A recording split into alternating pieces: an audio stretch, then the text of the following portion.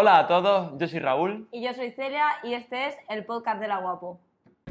Yo te he llamado, necesito hablar contigo. Ven a mí, sé lo que tienes, lo que te pasa. Te muestro el camino a seguir. Algo muy grande te está esperando. Se llama Guapo y es para ti. Vale, y bueno, yo una cosa que quería decir en el tema hombres, que es verdad que yo creo que cuando ya ha pasado algún tema de cirugía, de cuando es paciente oncológico lo tienen más asumido el tema de que lo tienen que trabajar, pero por ejemplo, yo veo que mi madre y todas sus amigas están locas con el suelo pélvico, pero yo ni a mi padre ni a los amigos de mi padre les he escuchado en la vida. Vamos, yo creo que se creen que no tienen. Entonces, probablemente. Hombres sanos que no tengan ningún problema aparentemente tienen que ser conscientes de su suelo pélvico. Claro, es que aquí pasa una cosa y es que como la anatomía es diferente, a lo mejor hay menos casos de incontinencia en hombres porque al final las mujeres con los partos suele haber más modificaciones en la pelvis y es lo más común, lo que más se oye. Mira, pero si te parece, sí. eso, o sea, en la mujer el canal es como recto, ¿no? Hablando un poco mal y pronto, de la vejiga cae directamente al agujero de la uretra. En el hombre no, en el hombre hace como un recorrido que no es directo hacia abajo. Es más Entonces, largo. claro, la incontinencia es mucho más difícil que salgan a la luz, en su caso. Por eso también, en el caso de cuando hay una prostatectomía, a veces incluso cortan uretra y por eso sí es más evidente ese problema, o cortan parte del esfínter. Realmente es porque también nosotras tenemos una vía de salida que es la vagina y que pues tiene su plasticidad y que hay una vía de salida ahí, directa. Exactamente, y la pelvis del hombre pues es más cerrada en ese sentido. Y no se ha escuchado tanto la incontinencia en hombres, pero sí que se ha escuchado mucho las hernias en hombres. ¿Qué pasa? Pues que no se relaciona con el suelo pélvico, pero sí se relaciona con el suelo pélvico. O sea, ellos no lo relacionan, pero es que es por presión. Las hernias salen por presión. Antes ha explicado Marga, tiene el papelillo, ¿vale? La pared abdominal. Pues, ¿qué pasa? Que la hernia es una salida del contenido visceral a través de la pared abdominal. ¿Por qué? Por exceso de presión, ¿vale? Todo eso que me guardo en apnea durante un esfuerzo, por ejemplo, hombres que han trabajado en el campo, que han trabajado haciendo mucha carga, mucho esfuerzo, haciéndolo de una mala gestión de presión abdominopélvica, se han herniado, o bien de la espalda, porque no estén funcionando todos los músculos en sinergia y se produzca una protusión de hernia discal, por ejemplo, o bien porque se hernie en la pared abdominal o inguinal, la presión sale por algún lado. Entonces, El problema es el desconocimiento de suelo pélvico para el hombre se cree que no, por tanto no hay buena gestión de presión y por tanto salen las hernias. El problema es el desconocimiento por la parte. Sí, también yo me he encontrado mucha hipertonía en el suelo pélvico del hombre que no es consciente de ella y pues eso, ¿no? Si ha estado entrenando durante mucho tiempo, ha ido generando presión, no tiene conocimiento de cómo gestionar esas presiones, repetitivo en el tiempo, pues puede generar una hipertonía en el suelo pélvico que puede llevar también incluso a problemas de erecciones. Entonces, claro, a ellos les va a salir a lo mejor la patología por otro lado, la sintomatología por otro lado. y normalmente también hay mucho más tabú en hombres en hablar Sí. de esto, porque como es más desconocido, piensan que a nadie le pasa, no lo exteriorizan, y sí que hay mucha más normalidad en que entre nosotras hablemos pues de cómo te quedas después de un parto, de uy, salto a la comba y se me escapa el pipí. Entre nosotras como que hay más información y cada vez lo normalizamos más el hablar de estas cosas, pero es verdad que en hombres todavía sigue costando mucho el que ya te llega cuando Lo le ha asimilan. surgido el síntoma fuerte, que ya o te haces pipí o se te escapa un gas, Cuando es visible. totalmente, Sí. o cuando ya tienes la hernia. Entonces es un poco que sepan que todo el mundo puede sufrir esos problemas y que si lo identifican, pues que hay profesionales que te pueden ayudar mucho antes de que te ocurra ya el problema. Al final el suelo pélvico no es conveniente que esté sufriendo presiones constantemente, da igual que sea hombre o mujer. O sea, Por La tantos hombres del mundo, ya sabéis, tenemos que hablar de estas cosas, son cosas normales que hay que tratar igual que a ellas. Y que son cosas normales, pero no hay que normalizarlas. Otro tema que hemos hablado, hemos mezclado un poco con lo del tema de la respiración, del esfuerzo de ir al baño, que no hay que hacer apnea. Ahora que hemos hablado de el tema de entrenar, pasa mucho. Yo creo que nosotros en la UAPO lo tenemos muy concienciado de que en la fase concéntrica del movimiento, es decir, cuando normalmente se genera más presión, expulsamos el aire.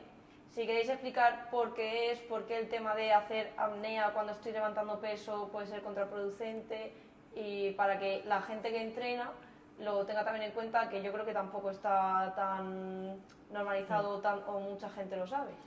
Vale, a ver, aquí también hay que ver cuál es el objetivo de la persona, porque la realidad es que en apneas vas a tener mejor rendimiento, eso funciona así. Entonces, si eres un deportista que quiere conseguir una marca, tienes una competición o te interesa el rendimiento, es mejor que hagas apnea. O sea, vas a rendir más, vas a poder cargar más. ¿Qué pasa? Que hay formas de compensar esa apnea que te está pidiendo tu disciplina deportiva. Entonces, como estamos diciendo, una carga sostenida en el tiempo con mucha repetición, al final te puede causar problemas. Pero es que necesito levantar kilos porque soy halterófilo. Pues lo ideal sería compensar esa carga en apnea que estás metiendo con ejercicios específicos de suelo pélvico y ejercicios donde quiten presión al entrenamiento que has hecho. El sentido que tiene la apnea es estabilizar. Lo que hace la apnea es que te estabiliza la columna y toda esa parte columna, pelvis. Entonces, ¿qué pasa? Que no es lo funcional para ti, para mí, para el día a día.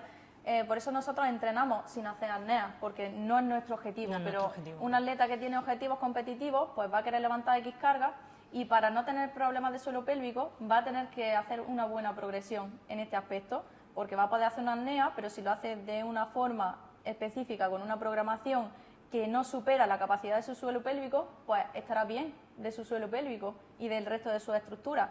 Sí que puede fallar en algún momento por algún exceso de presión, pero el sentido que tienen las apneas no es que sean el demonio, es que hay que ver si para nosotros son beneficiosas o no. En nuestro caso... En una persona, o sea, ya no hablo de paciente oncológico, Eso, vale. población general que entrene simplemente por salud. Lo ideal es expulsar Sí, aire en el esfuerzo, sí. porque le estás quitando presión en ese momento del esfuerzo a tu área abdominal. Es más, si educas en eso, es una progresión. El primer día vas a empezar en sentadilla levantando 40 kilos, pero conforme tú vayas educando a tu cuerpo a que al expulsar el aire tengo que recoger suelo pélvico, vas a poder subir cargas haciendo la respiración de inhalación y exhalación. No sé si me he explicado. Sí, sí. O incluso si aprietas la carga para tener un beneficio de adaptaciones musculares y te sale una apnea en el momento del esfuerzo muy cortita, la va a poder asumir tu suelo pélvico porque ha Exacto. hecho una buena progresión. Hay un trabajo sí, ¿Vale? previo. Y al final automatismo, tú empiezas Sí. pensando Sí. en cada repetición, pero llegará al punto que tú lo hagas de manera inconsciente Y pues ya puedas de ahí progresar sí, en y carga. el suelo pélvico se activa, sabe que ahí tiene que trabajar, efectivamente. Justamente lo que hacemos en UAPO, todos parten de una base más o menos conocida en este aspecto. Yo desde fisioterapia voy educando en toda esa parte de gestión de presiones. Si hace falta ver algo más específico, se mira esa parte más específica, y cuando ya hay un control de esto, pues si ha tenido cirugía, normalmente pues trabajo con Marga en conjunto para que cuando ya tienen todo esto aprendido puedan seguir ejecutando ese entrenamiento con la planificación que les tiene preparada Marga. Y cuidando suelo pélvico. Vale, muy bien. Pues ya que vamos por ahí, vamos a entrar en cómo pueden los tratamientos del paciente oncológico perjudicar el tema del suelo pélvico.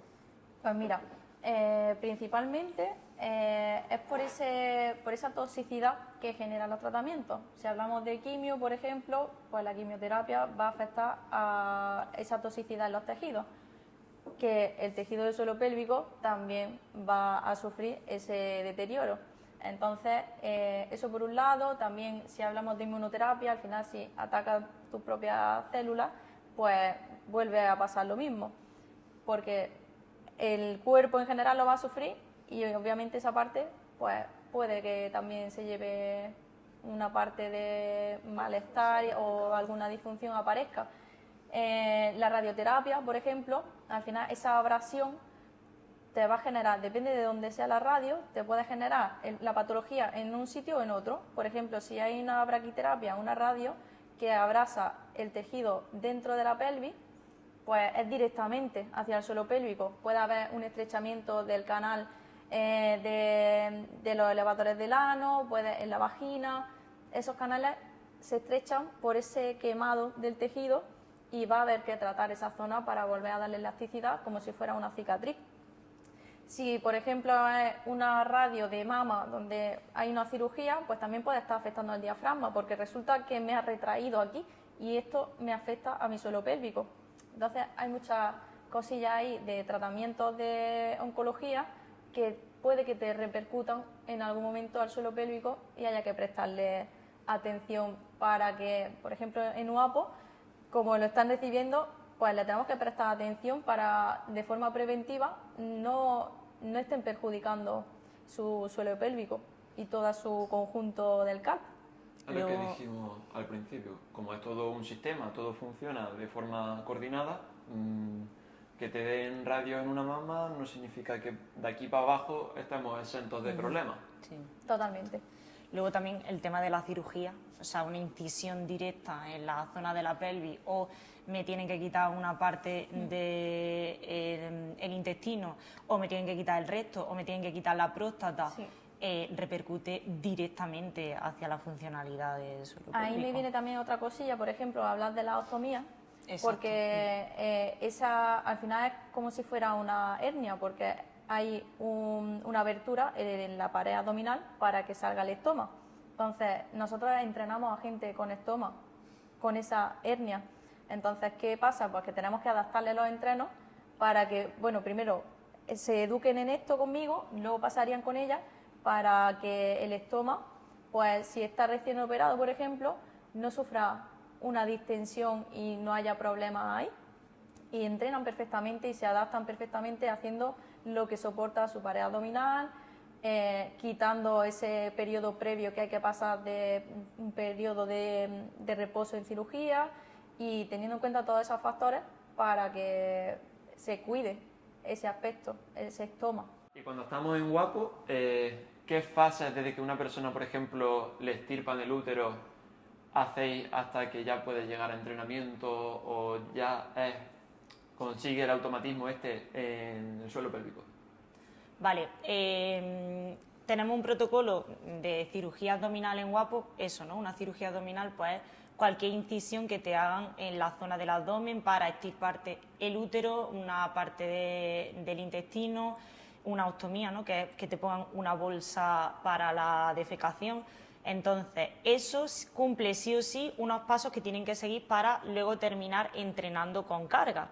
Siempre pasan por valoración inicial de suelo pélvico de Ana, que ahí le hace pues también una entrevista más inicial para conocer a la persona y ver qué es lo que está fallando o qué se puede modificar o qué se puede mejorar en cuanto a la gestión de presiones en el suelo pélvico. Y una vez que ella educa en cómo gestionar bien esas presiones, digamos que me da luz verde para que entre en mi grupo. Sí. El grupo de cirugía abdominal de entrenamiento es un grupo puente, es decir, es un nexo entre la fisioterapia y el entrenamiento con carga. Se le enseña a la persona cómo gestionar bien las presiones con el suelo pélvico con carga, pero se va mucho más pausado, tienes que estar constantemente vigilando en que esté gestionando bien las presiones, en que no se abombe el abdomen. Son grupos reducidos. Son grupos reducidos y con carga más bajita para que se vaya progresando a una automatización del trabajo de suelo pélvico, claro, lo que hablábamos antes. Sí, es un grupo de adaptación. Al principio hay que tener en cuenta pues, el tiempo que ha pasado, por ejemplo, en las sesiones que yo hago, qué tiempo tienen que estar también con ella, porque si ha sido una cirugía más reciente o ya ha pasado un poquito más tiempo, pues tener más cuidado en que todavía pase un tiempo de recuperación específica de los tejidos después de la cirugía. Entonces, cuando yo veo que ya pueden pasar, porque ya han aprendido todo lo que yo he visto que tenían que fortalecer y trabajar, pues dejo que Marga, pues en esos grupos reducidos, pues vaya haciéndole un entrenamiento adaptado a sus necesidades. Y luego ya pues ese puente, cuando ya ellos han pasado todo ese tiempo que tenían que pasar de recuperación y ya son incluso autónomos, de que ya lo están ejecutando todo y los ves y dices, es que lo hace solo, no hace falta ni que le corrija. Podemos, dándole esos datos a los compañeros, que continúen en un entrenamiento con carga normal. Ese sería el gold estándar, es decir, el objetivo, cuando desde que coge una persona hasta que ya pasan con nosotros. Automatización y autogestión. Para finalizar la entrevista vamos a hacer una sección de mitos en la que vamos a poner los típicos mitos que tú buscas suelo pélvico en Google y te salen los más consultados. Y ya que tenemos aquí a dos profesionales, pues nos van a decir si ese mito es verdad o si es falso. Entonces, comenzamos. La incontinencia urinaria es una parte normal del envejecimiento. Es decir, yo cuando me hago mayor me voy a hacer pipí. Eso es así. No, se ha normalizado, pero porque no había ese conocimiento, pero ya sabemos, como hemos explicado, que forma parte de ese deterioro del tejido, pero que no se tiene que normalizar, que se puede corregir. Vale, siguiente mito. La única razón de que se debilite el suelo pélvico es cuando una mujer da luz. No, falso. Bueno, con el parto es normal que haya un cambio estructural de los tejidos, es más fácil que haya sintomatología, pero por ejemplo acabamos de ver un caso como en los tratamientos oncológicos también hay una debilidad, una repercusión directa o indirecta al suelo pélvico. Y al final, si no eres capaz de gestionar bien las cargas, probablemente salga algo con el paso del tiempo. Que incluso una persona que no haya recibido cirugía, ni partos, ni nada. Puede haber. Vale. Siguiente. El suelo pélvico solo se puede mejorar haciendo ejercicios. Pues ya hemos visto que se puede mejorar de muchas formas, con la respiración, con la postura. No solo es ese trabajo tan específico de saber contraer la musculatura, son muchos más factores y sí se pueden hacer muchas cosas, hábitos y todo lo que hemos estado comentando. Recordamos, andar descalzo, la postura, coser para el lado. ir al baño, conciencia. Eso es. Vale, siguiente pregunta. ¿Las copas menstruales o tampones dañan el suelo pélvico? Vale, eso es que se ha escuchado por ahí y está rulando la información y realmente no es que dañen el suelo pélvico. Es que si tu suelo pélvico no está funcionando bien o tiene exceso de tensión, te pongo el ejemplo de que si hay un exceso de tono en esa musculatura y tú te pones una copa, está ahí recibiendo una presión que muchas veces algunas personas, algunas mujeres dicen, es que siento que la quiero expulsar todo el rato porque su cuerpo la está rechazando por un exceso de tensión. Entonces quizás no es el mejor sistema que tengan que utilizar y tengan que hacer descansos para no tener todo el día la copa puesta. Es decir, que no es que una cosa sea mejor que la otra, o más mala o menos mala. Es que sea específico para lo que tú necesitas y que no te esté incordiando, O sea, por así que decirlo. el hecho de usar la copa o un tampón no me va a producir problemas de suelo pélvico, No ¿no? debería. No. Y si te los produce hay una señal en la que ya zona que estaba te mal. va a Que algo no avisar. funciona. Sí. De hecho, me gustaría comentar el tema de las bolas chinas, que se han estado recomendando durante mucho tiempo para fortalecer el suelo pélvico. Lo que decimos siempre, ve a un profesional y que te recomiende lo que necesitas en tu caso, porque las bolas chinas puede crear una hipertonía al estar todo el rato intentando sujetarla y que no se caigan. Sí, al igual que si no tienes un tono de base que la sujete, puede estar cayendo más todavía porque no eres capaz de sujetarla y crear más patología de la que ya tienes. O sea que ese es un gran mito. Acudir al profesional especializado. Vale, ahora temazo. Los hipopresivos. Yo nunca jamás voy a tener problemas de suelo pélvico Sí. porque yo todas las mañanas hago hipopresivos. ¿Verdad o mentira? Pues no, es una herramienta más. Los va a tener. Es una herramienta más dentro de la fisioterapia del suelo pélvico que tiene una determinada función y con solo hacer eso no va a mejorar toda la capacidad del suelo pélvico. Aparte de que al final el hipopresivo no está generando una contracción del suelo pélvico, con lo cual si quieres mejorar esa capacidad de contracción no la estás haciendo en un hipopresivo.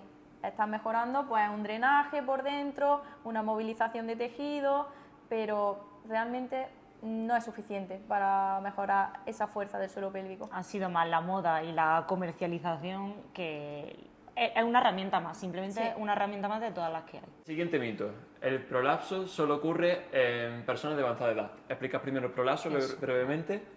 Pues bueno, el prolapso es una caída de estos órganos pélvicos, que puede ser de diferentes órganos, depende de cada uno, pues se llama de una forma, pero lo que pasa es que si tú ves un prolapso, si ya está saliendo fuera, sale por la vagina. Entonces tú puedes ver, por ejemplo, un prolapso de útero, que lo que ves es esto saliendo de la vagina, que no tiene que estar saliendo. Entonces, esa salida, el hipopresivo, que hemos hablado antes de él, es un ejercicio bueno porque va a tensar Succiona. y succionar ese prolapso, si es capaz tu cuerpo, ¿vale? Hay muchos métodos de trabajar la recolocación del prolapso, pero no es suficiente para que el prolapso lo manejes durante los esfuerzos y durante tu día a día. Y con respecto al mito, ¿solo mujeres de edad avanzada? No, puede sufrir cualquier persona que esté en desajuste, todo ese calp, puede ocurrir que esté habiendo demasiada presión y consiga que se venza y quiera salir el prolapso en mayor o menor grado. Vale, siguiente. Este lo he buscado yo como buena hipocondría que soy. Correr y hacer ejercicio de alto impacto siempre daña el suelo pélvico. Mi preocupación todos los días cuando me veo correr. Bueno, pues no, falso, no siempre daña el suelo pélvico, pero sí que creemos que hay que tener como un especial cuidado hacia el suelo pélvico en las personas que están realizando ejercicio de impacto continuado en el tiempo.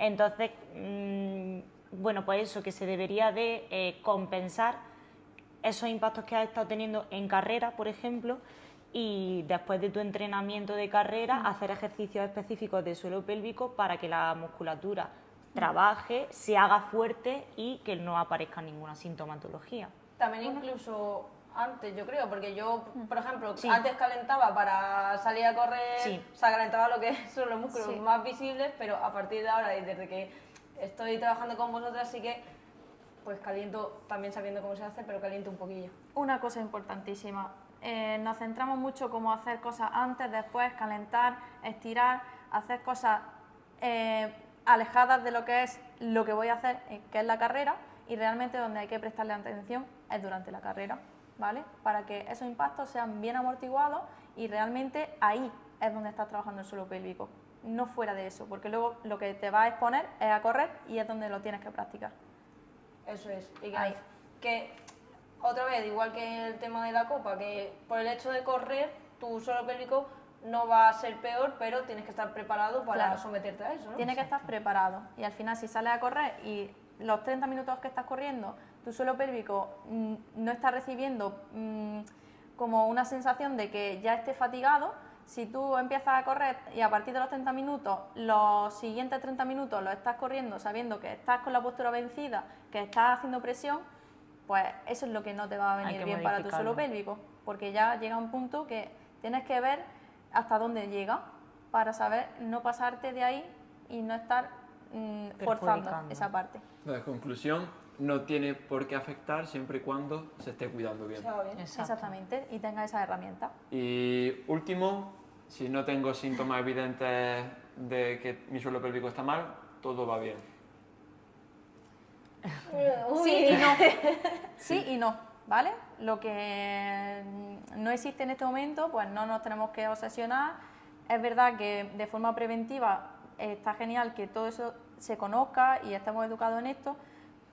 Tampoco hay que alarmarse, pero sí que es verdad que el que no haya síntomas a nivel de ya incontinencia o cosas así evidentes, no quiere decir que no haya esté que ocurriendo despreocuparse. cosas en tu cuerpo. Que no es todo eso. Hablamos también de sexualidad, hablamos de otros muchos factores al final que sí afectan, ¿no? Sí. Vale, yo creo que hablando de eso, podemos añadir ya el último, lo prometemos. Si cuando tienes relaciones sexuales sientes dolor, ¿es normal? Por supuesto que no. No. Falso, falsísimo. No. ¿Puede ver con el suelo pélvico? Sí, Claro que puede sí. tener relación, probablemente tenga relación y además es tratable. Es importante que se sepa esto. O sea, no te tienes que acostumbrar a vivir con dolor. Es tratable, acude a un profesional para que te guíe porque se puede arreglar. Y lo más importante es que si hay dolor, directamente no hay que tener relaciones sexuales con dolor, porque al final se entra en un bucle negativo de relacionar ese encuentro con algo que te va a doler y ya tu cuerpo está rechazando completamente, te afecta el deseo, te afecta la excitación y al final terminas rechazando por completo esa sexualidad. ¿Y qué pasa? Pues que se necesita también ayuda pues, en sexología y en otros ámbitos que pueden facilitar el que poco a poco desde el suelo pélvico también se vayan trabajando cosas, la capacidad de relajación, que al final es un trabajo multidisciplinar. Pues por nosotros no tenemos más preguntas. Si vosotras queréis tratar algo más, es vuestro momento. Nada, simplemente daros las gracias por invitarme, Muchas ha sido gracias. un placer. A vosotras. Y nada, a todos los que estéis escuchando esto, que ya sabéis que si tenéis alguna duda general, nos la podéis comentar y la intentaremos resolver. Así que nada, que Gracias. muchísimas gracias por venir. Y gracias a vosotros también por Gracias. escucharnos. Adiós. Chao. Yo te he llamado, necesito hablar contigo. Ven a mí, sé lo que tienes, lo que te pasa, te muestro el camino